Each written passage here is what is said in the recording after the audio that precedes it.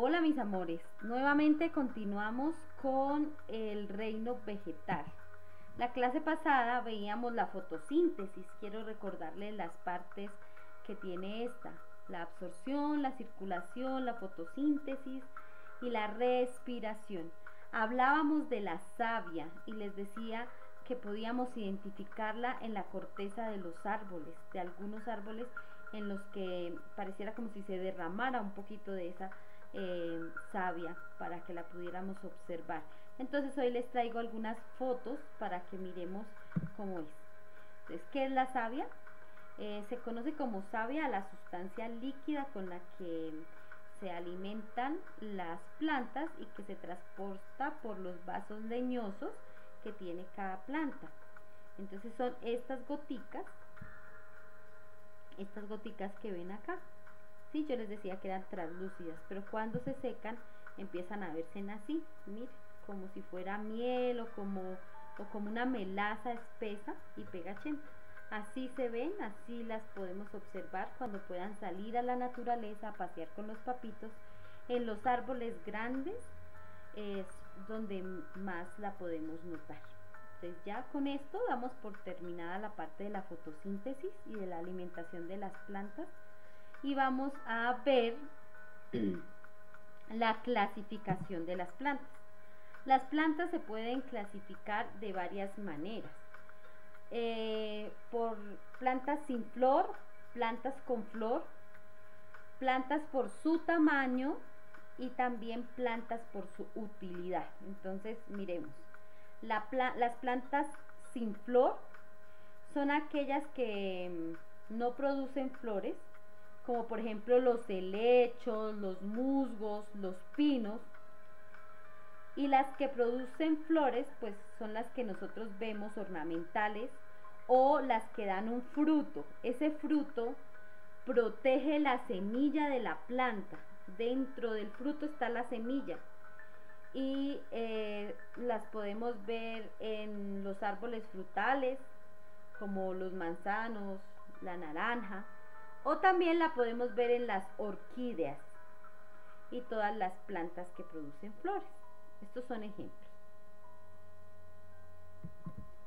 También, como les decía, con su tamaño o por su utilidad. Entonces, por su tamaño están árboles, que son los árboles grandes que nos dan sombra, que nos ayudan a purificar mucho el medio ambiente, de los que nos debemos encargar de sembrar y cuidarlos hasta que ellos puedan sostenerse por sí mismos. Los arbustos, que son los árboles que vemos a veces en las cercas vivas de algunas casas o fincas, que son árboles gruesos pero no son tan altos. Y las hierbas, que las vemos en el pasto, o si tenemos un lote en la casa, vemos cuando ellas van naciendo casi que solas. Esto se da por la polinización. Y por su utilidad, entonces podemos clasificar las plantas también por las que son de alimento, como el trigo, el maíz, la cebada. Bueno, esos son ejemplos. O por que son medicinales. Las plantas medicinales son las que utilizan la mayoría de farmacias para hacer los fármacos que tomamos para aliviarnos nuestras enfermedades, o en las agüitas aromáticas que nos dan en la casa la mamita o las abuelitas para el dolor de estómago, o para curarnos de alguna enfermedad sin medicamentos. Pero estas plantas medicinales son las bases de casi todos los medicamentos que conseguimos en la farmacia.